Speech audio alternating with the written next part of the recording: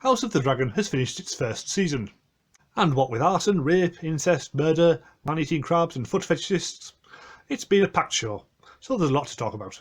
It's a much more streamlined storyline than Game of Thrones. In that show you had 5 or 6 different factions contending for the Iron Throne. In this show there's only 2, and this season was mainly just setting up the storyline to explain how they ended up in this situation in the first place. It's really like a long family saga. I haven't seen Succession, but I imagine it's this sort of thing, only without the dragons. The story takes place over quite a long period of time, with months or years passing between instalments. It's never quite clear how much, as they don't use narrative captions, which they really should. Even the Star Wars shows have started to tell you which planet each scene is taking place on. So I would definitely appreciate it if this show did something similar, like this. And it doesn't help that a lot of the characters are played by 2 or 3 different actors as time goes on, while others like Matt Smith look exactly the same from start to finish. Speaking of actors, Paddy Considine is clearly the standout. Playing King Viserys is basically a really nice guy. In fact, he's far too nice to be a king, and it's his unwillingness to realise that the nobles will never accept his daughter as queen that really kicks off the whole war in the first place. It is fascinating to watch him look more and more decrepit in each passing episode. The makeup is truly outstanding.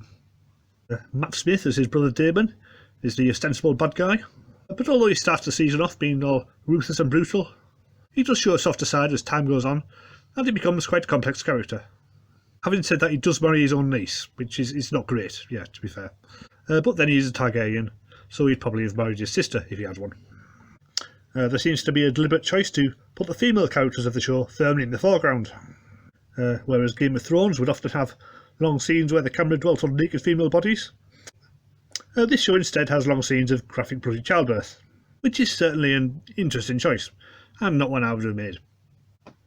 And the 2 lead characters are both women, now that King Viserys has gone. So it's really a power struggle between his wife and daughter. Millie Alcock is the standout performer of the opening episodes, giving an extremely strong performance as Rhaenyra. She would have fit right in alongside the youngsters on Game of Thrones. When Emma Darcy takes over the role, she's nowhere near as likeable, bringing more of a hard edge to the character, which is understandable after years of a loveless marriage and several bastard children. On the other hand, Olivia Cooke is definitely the standout performer of the 2 playing Alicent, much more convincing than Emily Carey, who didn't make much of an impression as the younger version. So while on paper you should clearly be rooting for Rhaenyra, as she clearly has the best claim to the throne, the casting means you end up sympathising somewhat with both sides, but I'm sure that will change as the series goes on. Keeping track of the Targaryen family tree is extremely complicated. This is the official version, beware of spoilers, but it's really incredibly complicated, and good luck figuring that out. So I've made my own version, which shows how things stand at the end of Season 1.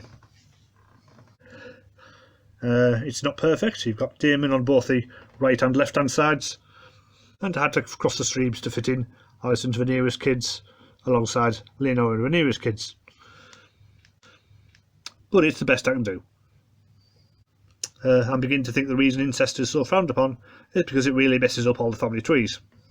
Casting black actors as the Velaryons was controversial among the hardcore fans, as those characters look exactly like Targaryens in the books.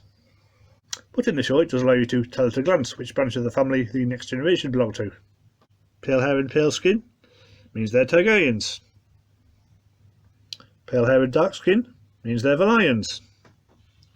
Dark hair and pale skin means they're Rhaenyra's bastards. But don't say that out loud, or you might get your head cut off. It's a useful shorthand, but telling the individuals apart even further, we'll have to wait for Season 2. But at least Aemond has an eye patch, so that's a good start.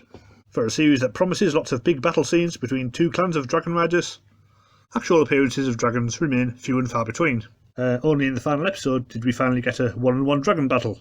Though the relative size of the dragons means the outcome was never in doubt, it is clear that the winning rider Aemond regrets going so far as to kill his cousin.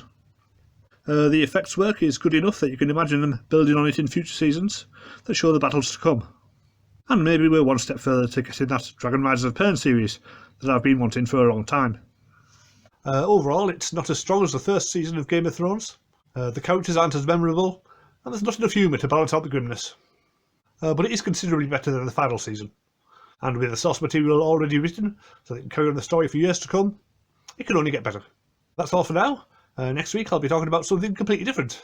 But in the meantime, subscribe if you like, or you can watch one of my other videos about House of the Dragon. And I'll see you next time. Goodbye.